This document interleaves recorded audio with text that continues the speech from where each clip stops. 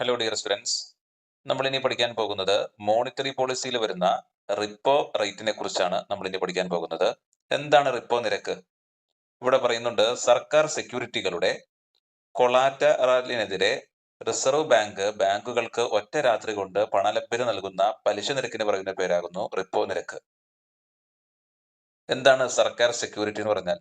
സർക്കാർ സെക്യൂരിറ്റി എന്ന് പറഞ്ഞാൽ ഈ പറയുന്ന പോലെ ട്രഷറി ബില്ലുകൾ, ഗവൺമെന്റ് ബോണ്ടുകൾ, അല്ലെങ്കിൽ സ്റ്റേറ്റ് ഡെവലപ്മെന്റ് ലോണുകൾ, ക്യാഷ് മാനേജ്മെന്റ് ബില്ലുകൾ തുടങ്ങിയവയ്ക്കൊക്കെയാണ് നമ്മൾ എന്ന് പറയുന്നത് സർക്കാർ സെക്യൂരിറ്റികൾ എന്ന് പറയുന്നത്. അതുപോലെ കൊളാറ്ററൽ എന്ന് പറഞ്ഞാൽ നമ്മൾ വയ്ക്കുന്ന ഈടുകൾ, നമ്മൾ വയ്ക്കുന്ന ആ ഈടുകൾക്ക് പറയുന്ന പേരാണ് കൊളാറ്ററൽ. അപ്പോൾ ഈ സർക്കാർ സെക്യൂരിറ്റി നമ്മൾ റിസർവ് ബാങ്കിൽ വെച്ചിട്ട് റിസർവ് ബാങ്കിൽ നിന്ന് നമ്മൾ നിശ്ചിത എമൗണ്ട് ക്യാഷ് എടുക്കും. ഓക്കെ, റിസർവ് ബാങ്കിൽ നിശ്ചിത എമൗണ്ട് ക്യാഷ് എടുക്കുമ്പോൾ റിസർവ് ബാങ്ക് ആ പൈസയ്ക്ക് ഒരു ഇൻട്രസ്റ്റ് ഈടാക്കും.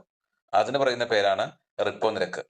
അതായത് ഇപ്പോൾ വാണിജ്യ ബാങ്കുകൾക്ക് അല്ലെങ്കിൽ ബാങ്കുകൾക്ക് ക്യാഷിന് ആവശ്യം വരുമ്പോൾ അവർ റിസർവ് ബാങ്കിനെ സമീപിക്കുകയും റിസർവ് ബാങ്ക് അവർക്ക് ഒറ്റ രാത്രി കൊണ്ട് ക്യാഷ് കൊടുക്കുകയും ചെയ്യും. ഈ ക്യാഷ് കൊടുക്കുന്നതിന് റിസർവ് ബാങ്ക് എന്ത് ചെയ്യും? ആ ബാങ്കുകളിൽ നിന്ന് ഒരു ഇൻട്രസ്റ്റ് റേറ്റ് ഈടാക്കും, ഒരു പലിശ നിരക്ക് ഈടാക്കും. അതിന് പറയുന്ന പേരാണ് റിപ്പോ റേറ്റ് എന്ന് പറയുന്നത്. അതായത് റിസർവ് ബാങ്ക് മറ്റ് ബാങ്കുകൾക്ക് ക്യാഷ് കൊടുക്കുമ്പോൾ ഈടാക്കുന്ന പലിശ നിരക്കിന് പറയുന്ന പേരാകുന്നു റിപ്പോ റേറ്റ്. ഈ റിപ്പോ റേറ്റ് എന്ന് പറയുന്നത് ഷോർട്ട് പീരീഡിലേക്കാണ് കൊടുക്കുക. ഇതൊരു ഹ്രസ്വ കാലയളവിൽ വരുന്ന ഒരു ലോൺ സിസ്റ്റം ആണ് റിപ്പോ റേറ്റിൽ വരുന്നത്. അത് മാത്രമല്ല, ഇവിടെ പലിശ നിരക്ക് കുറവായിരിക്കും, പിന്നെ ക്യാഷ് ഒറ്റ രാത്രി കൊണ്ട് തന്നെ കിട്ടുകയും ചെയ്യും. ഇതാണ് ഇതിന്റെ ഒരു സ്പെഷ്യാലിറ്റി എന്ന് പറയുന്നത്. അപ്പൊ റിപ്പോ റേറ്റ് എന്ന് പറഞ്ഞാൽ ആക്ച്വലി എന്താണ്? ഇതൊരു പലിശ നിരക്കാണ്. ആക്ച്വലി പലിശ നിരക്ക് അല്ലെങ്കിൽ ഇൻട്രസ്റ്റ് റേറ്റിന് പറയുന്ന പേരാണ് റിപ്പോ റേറ്റ് എന്ന് പറയുന്നത്. ഇവിടെ റിസർവ് ബാങ്കിൽ നിന്നും ബാങ്കുകൾ ക്യാഷ് എടുക്കുമ്പോൾ ആ എടുക്കുന്ന ക്യാഷിന് നിശ്ചിത പെർസെന്റേജ് പലിശ റിസർവ് ബാങ്ക് ഈടാക്കും. ആ റിസർവ് ബാങ്ക് ഈടാക്കുന്ന ആ പലിശ നിരക്കിന് പറയുന്ന പേരാകുന്നു റിപ്പോ റേറ്റ്. ഇതൊരു ഷോർട്ട് പീരീഡിലേക്കാണ്, ഹ്രസ്വ കാലയളവിലേക്കാണ് ഈ ക്യാഷ് റിസർവ് ബാങ്ക് മറ്റു ബാങ്കുകൾക്ക് കൊടുക്കുന്നത്. അതുപോലെ ഇതിന് പലിശ കുറവായിരിക്കും, ഒറ്റ രാത്രി കൊണ്ട് ക്യാഷ് കിട്ടും. പിന്നെ സർക്കാർ സെക്യൂരിറ്റി എന്ന് പറഞ്ഞാൽ ഉദ്ദേശിക്കുന്നത് ഈ പറയുന്ന പോലത്തെ ട്രഷറി ബില്ലുകൾ, ഗവൺമെന്റ് ബോണ്ടുകൾ, അല്ലെങ്കിൽ സ്റ്റേറ്റ് ഡെവലപ്മെന്റ് ലോണുകൾ, ക്യാഷ് മാനേജ്മെന്റ് ബില്ലുകൾ തുടങ്ങിയവയ്ക്കാണ് സർക്കാർ സെക്യൂരിറ്റി കൊണ്ട് ഉദ്ദേശിക്കുന്നത്. കൊളാട്രൽ എന്ന് പറഞ്ഞാൽ ഒരു വായ്പ നമ്മൾ എടുക്കുമ്പോൾ അതിന്റെ സുരക്ഷയ്ക്കായി നൽകുന്ന ആസ്തി വകകൾക്ക് പറയുന്ന പേരാണ് കൊളാട്രൽ. അപ്പൊ നമ്മളിപ്പോ ബാങ്കിൽ പോയിട്ട് ക്യാഷ് ഒക്കെ എടുക്കണമെങ്കിൽ നമ്മൾ കൊളാട്രൽ വെക്കണമല്ലോ, ഒരു ഈട് വെക്കണമല്ലോ. അപ്പോൾ ആ ഒരു സുരക്ഷയ്ക്കായിട്ട് നമ്മൾ നൽകുന്ന ആസ്തി വകകൾക്ക് പറയുന്ന പേരാണ് കൊളാട്രൽ. ഡൗട്ട് ഒന്നുമില്ലല്ലോ. ഇനി അടുത്തത് marginal standing facility. Marginal standing facility അല്ലെങ്കിൽ MSF എന്താ നോക്കാം. അതായത് റിപ്പോ റേറ്റിന് ബാങ്ക് എന്ത് ചെയ്തു? റിസർവ് ബാങ്കിൽ നിന്ന് ക്യാഷ് എടുത്തു. ഈ എടുത്ത ക്യാഷ് ബാങ്കിന് തികഞ്ഞില്ല, ബാങ്കിന് വീണ്ടും ക്യാഷ് ആവശ്യം വന്നു. ആ സമയത്ത് ഇതേ ബാങ്കിന് എന്ത് ചെയ്യുന്നു? റിസർവ് ബാങ്കിനെ സമീപിച്ചിട്ട് വീണ്ടും ക്യാഷ് എടുക്കുന്നു. അങ്ങനെ എടുക്കുമ്പോൾ റിസർവ് ബാങ്ക് ഈടാക്കുന്ന പലിശ നിരക്കിന് പറയുന്ന പേരാകുന്നു മാർജിനൽ സ്റ്റാൻഡിംഗ് ഫെസിലിറ്റി അല്ലെങ്കിൽ MSF എന്ന് പറയുന്നത്. ഓക്കെ, റിപ്പോ നിരക്കിന് ബാങ്ക് റിസർവ് ബാങ്കിൽ നിന്നും ക്യാഷ് എടുത്തു. ക്യാഷ് എടുത്ത ശേഷം വീണ്ടും ബാങ്കിന് എന്ത് ചെയ്യുന്നു? ക്യാഷിന് ആവശ്യം വരുന്നു. ആ സമയത്ത് റിസർവ് ബാങ്കിൽ നിന്നും വീണ്ടും ക്യാഷ് എടുക്കുമ്പോൾ റിസർവ് ബാങ്ക് ഈടാക്കുന്ന പലിശ നിരക്കിന് പറയുന്ന പേരാകുന്നു MSF. ഇവിടെ പലിശ നിരക്ക് കൂടുതലാണ്. ഓക്കെ, MSF പലിശ നിരക്ക് കൂടുതലാണ്. അതുപോലെ ഈ പറയുന്ന MSF അതായത് മാർജിനൽ സ്റ്റാൻഡിംഗ് ഫെസിലിറ്റിയിലും എന്ത് ചെയ്യും? റിസർവ് ബാങ്ക് ഗവൺമെന്റ് സെക്യൂരിറ്റീസ് ബാങ്കിന്റെ കയ്യിൽ നിന്ന് വാങ്ങിച്ചു വെക്കും, എന്നിട്ടായിരിക്കും ക്യാഷ് കൊടുക്കുക. അപ്പൊ മാർജിനൽ സ്റ്റാൻഡിംഗ് ഫെസിലിറ്റി എന്ന് പറഞ്ഞാലും ഇതും ഒരു ഇൻട്രസ്റ്റ് റേറ്റ് ആണ്. റിസർവ് ബാങ്ക് ബാങ്കുകളിൽ നിന്ന് ഈടാക്കുന്ന ഇൻട്രസ്റ്റ് റേറ്റ് ആണ് മാർജിനൽ സ്റ്റാൻഡിംഗ് ഫെസിലിറ്റി. അപ്പോൾ റിപ്പോ നിരക്കിന് ക്യാഷ് എടുത്ത ശേഷം വീണ്ടും ബാങ്കിന് ക്യാഷിന് ആവശ്യം വരുമ്പോൾ റിസർവ് ബാങ്കിനെ സമീപിക്കുമ്പോൾ റിസർവ് ബാങ്ക് ക്യാഷ് കൊടുക്കും. അപ്പൊ കൊടുക്കുന്ന ക്യാഷിനെ കുറച്ചും കൂടി ഇൻട്രസ്റ്റ് ഈടാക്കും. അപ്പൊ റിസർവ് ബാങ്ക് ഈടാക്കുന്ന ആ ഒരു ഇൻട്രസ്റ്റ് റേറ്റിന് പറയുന്ന പേരാണ് marginal standing facility. Okay, MSF എന്ന് പറയുന്നത്. ഇവിടെ പലിശ നിരക്ക് കൂടുതലാണ്, ഇവിടെ ഗവൺമെന്റ് സെക്യൂരിറ്റീസ് വാങ്ങിച്ചു വയ്ക്കും. അപ്പൊ ബാങ്കിംഗ് സംവിധാനത്തിന്റെ പ്രതീക്ഷിക്കാത്ത പണലഭ്യത, അപ്പൊ അതായത് ബാങ്കിംഗ് സംവിധാനത്തിന് പ്രതീക്ഷിക്കാത്ത പണലഭ്യത ആഘാതങ്ങൾക്കെതിരെയുള്ള സുരക്ഷാ വാൽവ് എന്നാണ് MSF അറിയപ്പെടുന്നത്. അതായത് ബാങ്കുകൾക്ക് പെട്ടെന്ന് വരുന്ന ആ ഒരു ക്യാഷിന്റെ ആവശ്യമുണ്ടല്ലോ, അപ്പോൾ അതിന് ഏറ്റവും സുരക്ഷാ മാർഗമായിട്ടാണ് MSF കണക്കാക്കുന്നത്. ഓക്കെ, അപ്പോൾ ഒരു ബാങ്കുകൾക്ക് MSF എന്ന് പറഞ്ഞ ആശ്വാസമാണ്. പെട്ടെന്ന് വരുന്ന ഇത്തരം ക്യാഷ് സംബന്ധമായ ഇടപാടുകൾക്ക് പെട്ടെന്നൊരു ആശ്വാസമാണ് ബാങ്കുകൾക്ക് MSF എന്ന് പറയുന്നത്. ഓക്കെ, അതുപോലെ തന്നെ ബാങ്ക് റേറ്റ് എന്ന് പറഞ്ഞാലും ഇതുപോലെ തന്നെ പലിശ നിരക്ക് തന്നെയാണ് ബാങ്ക് റേറ്റും. ഈ ബാങ്ക് റേറ്റിൽ എങ്ങനെയാ സംഭവം എന്ന് വെച്ചാൽ, ബാങ്കിന് ക്യാഷിന് ആവശ്യം വരുമ്പോൾ ബാങ്ക് റിസർവ് ബാങ്കിനെ സമീപിച്ചിട്ട് ദീർഘകാലയളവിലേക്ക് റിസർവ് ബാങ്കിൽ നിന്നും ക്യാഷ് കടം കൊടുക്കുന്നു. അതായത് ഒരു ബാങ്കിന് ക്യാഷ് ആവശ്യം വരുന്നു, ആ ബാങ്ക് റിസർവ് ബാങ്കിനെ സമീപിക്കുന്നു, റിസർവ് ബാങ്കിൽ നിന്ന് ദീർഘകാലയളവിലേക്ക്, അതായത് ലോങ് ടൈമിലേക്ക് ക്യാഷ് ലോൺ എടുക്കുന്നു, ക്യാഷ് കടം കൊടുക്കുന്നു. അപ്പോൾ RBI ഈടാക്കുന്ന പലിശ നിരക്കിന് പറയുന്ന പേരാകുന്നു ബാങ്ക് റേറ്റ്.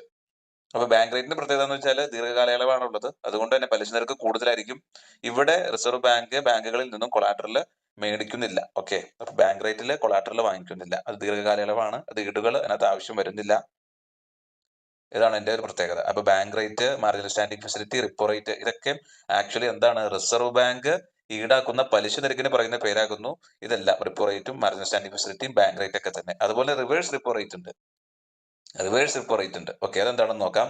നമ്മളിപ്പോ പറഞ്ഞു റിപ്പോ റേറ്റ് എന്ന് പറഞ്ഞാൽ നമുക്കറിയാം റിസർവ് ബാങ്ക് ഈടാക്കുന്ന പലിശ നിരക്കാണ്. ഓക്കെ, അപ്പൊ റിവേഴ്സ് റിപ്പോ നിരക്ക് നമ്മൾ തിരിച്ചാണ്. അതെങ്ങനെയാന്ന് പറഞ്ഞുതരാം. ഇപ്പൊ ഒരു ബാങ്കിൽ ആവശ്യത്തിലധികം കാശുണ്ടെന്നിരിക്കട്ടെ. അപ്പൊ ബാങ്ക് മറ്റ് ആളുകൾക്ക് എല്ലാം ആവശ്യമുള്ളവർക്ക് ലോണൊക്കെ കൊടുത്തു. ലോണെല്ലാം കൊടുത്തിട്ടും ഒരു ബാങ്കിന്റെ കയ്യില് അല്ലെങ്കിൽ ഒരു വാണിജ്യ ബാങ്കിന്റെ കയ്യില് കുറെ ക്യാഷ് ഉണ്ട്. അങ്ങനെ ക്യാഷ് ഇരിക്കുമ്പോ എന്ത് ചെയ്യുന്നു? ഈ ബാങ്കിന് റിസർവ് ബാങ്കിൽ കൊണ്ടുപോയിട്ട് ക്യാഷ് ഇടാം. ഓക്കെ, റിസർവ് ബാങ്കിൽ കൊണ്ടുപോയിട്ട് ക്യാഷ് ഇടാം. അപ്പൊ അങ്ങനെ ഇടുമ്പോ റിസർവ് ബാങ്ക് ആ ബാങ്കുകൾക്ക് കൊടുക്കുന്ന പലിശ നിരക്കിന് പറയുന്ന പേരാകുന്നു റിവേഴ്സ് റിപ്പോ റേറ്റ് എന്ന് പറയുന്നത്. അപ്പൊ ഒരു ബാങ്ക് ആ ബാങ്കിലെ ക്യാഷ് കൊണ്ടുപോയി റിസർവ് ബാങ്കിലെ RBIയിൽ കൊണ്ടുപോയി ഇടുമ്പോൾ RBI ആ ബാങ്കിന് കൊടുക്കുന്ന പലിശ നിരക്കിന് പറയുന്ന പേരാകുന്നു റിവേഴ്സ് റിപ്പോ റേറ്റ്.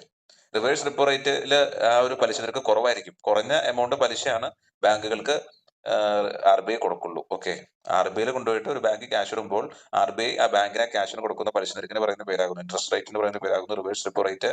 ഇവിടെ പലിശ നിരക്ക് കുറവായിരിക്കും. അപ്പൊ ഇത്രയാണ് നമുക്ക് പഠിക്കാനുള്ളത്. അപ്പൊ നമ്മളെല്ലാം ഡിസ്കസ് ചെയ്തിട്ടുണ്ട്.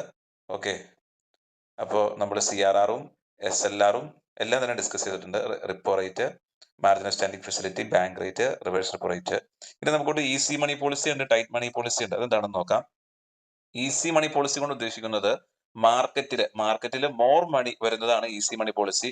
ഒരു മാർക്കറ്റിലേക്ക് മോർ മണി എത്തിക്കഴിയുമ്പോൾ അവിടെ ചെലവുകൾ കൂടും, ഇൻക്രീസ്ഡ് സ്പെൻഡിങ് ആവും. അത് നമുക്കറിയാലോ. മാർക്കറ്റിൽ ഒരുപാട് പൈസ ഉണ്ടെങ്കിൽ എല്ലാവരുടെ കയ്യിലും പൈസ വരുമ്പോൾ അതനുസരിച്ച് ചെലവഴിക്കൽ കൂടും.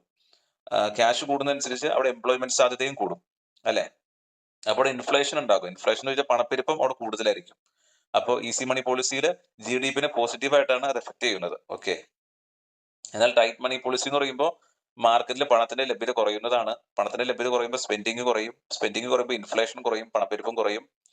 ആ ഒരു പണപ്പെരുപ്പം കുറയുമ്പോൾ അത് GDP പോസിറ്റീവായിട്ടും നെഗറ്റീവായിട്ടും എഫക്ട് ചെയ്യാം. ഓക്കെ, അതൊന്ന് മനസ്സിലാക്കുക. ടൈറ്റ് മണി പോളിസി എന്ന് പറയുമ്പോൾ മാർക്കറ്റിൽ മണി കുറയുന്നതാണ്. ഈസി മണി പോളിസി എന്ന് പറയുമ്പോൾ മാർക്കറ്റിൽ മണി കൂടുന്നതാണ്. അപ്പൊ അതിന്റെ ആ ഒരു മെറിറ്റ്സ് അവിടെ നമുക്ക് ഊഹിച്ചാൽ തന്നെ കിട്ടുന്നതേ ഉള്ളൂ. ഓക്കെ, അടുത്തത് താഴെ പറയുന്ന പ്രസ്താവനകൾ പരിഗണിക്കുക. അപ്പൊ ഫസ്റ്റ് സ്റ്റേറ്റ്മെന്റ് എന്താണ്? ഇന്ത്യയിൽ RBIക്കാണ് രൂപയും നാണയങ്ങളും പുറത്തിറക്കാനുള്ള കുത്തവകാശം. ഓക്കെ, രൂപയും നാണയങ്ങളും പുറത്തിറക്കാനുള്ള കുത്തവകാശം RBIക്കാണെന്ന്.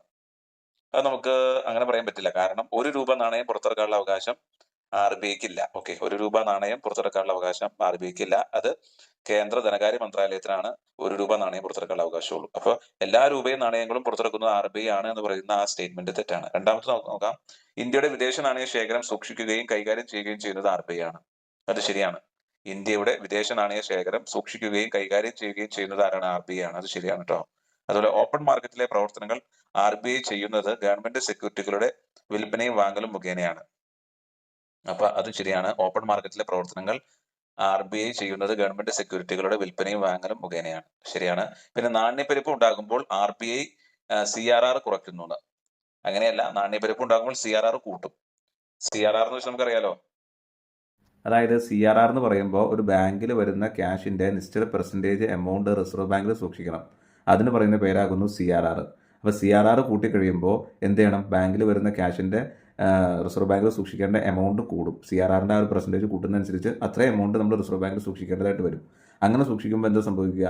പണത്തിന്റെ ലഭ്യത അതനുസരിച്ച് കുറയുകയാണ് ചെയ്യുന്നത്. ഓക്കെ, അപ്പോൾ പണപ്പെരുപ്പം കുറയ്ക്കുവാനായിട്ട് CRR കൂട്ടിയാൽ മതി. CRR കൂട്ടുമ്പോൾ ബാങ്കിൽ വരുന്ന ക്യാഷിന്റെ എമൗണ്ടിൽ നിന്നും റിസർവ് ബാങ്കിലേക്ക് അടയ്ക്കേണ്ട എമൗണ്ട് എന്ത് ചെയ്യണം? കൂടുകയാണ് ചെയ്യുന്നത്. അപ്പോൾ ഇത്ര പെർസെൻറ്റേജ് കൂടുതൽ അടയ്ക്കണം എന്ന് പറയുമ്പോൾ അത്രയും എമൗണ്ട് റിസർവ് ബാങ്കിലേക്ക് അടയ്ക്കുകയാണ് ചെയ്യുന്നത്. അങ്ങനെ ഓരോ ബാങ്കുകളും ചെയ്യുമ്പോൾ മാർക്കറ്റിലെ പണപ്പെരുപ്പം എന്ത് ചെയ്യും? കുറയും. മനസ്സിലായില്ലേ? അടുത്തത് താഴെ തന്നിരിക്കുന്നവയിൽ സമ്പദ് വ്യവസ്ഥയിൽ പണത്തിന്റെ സപ്ലൈ കൂടുന്നതിന്റെ ഫലമായിട്ടുണ്ടാകുന്ന സാഹചര്യങ്ങളാവാം. അതായത് നാണ്യപ്പെരുപ്പം കൂടുമ്പോൾ, അതായത് ഈസി മണി പോളിസി വരുമ്പോൾ, അല്ലെങ്കിൽ പണത്തിന്റെ പെരുപ്പം മാർക്കറ്റിൽ കൂടുമ്പോൾ ഉണ്ടാകുന്ന സാഹചര്യം ഏതാണ്? പണത്തിന്റെ പെരുപ്പം മാർക്കറ്റിൽ കൂടുമ്പോൾ നമുക്കറിയാം അവിടെ തൊഴിൽ ലഭ്യത കൂടുകയാണ് ചെയ്യുന്നത്. ഓക്കെ, അപ്പൊ തൊഴിൽ ലഭ്യത കൂടുകയാണ് അവിടെ ചെയ്യുന്നത്.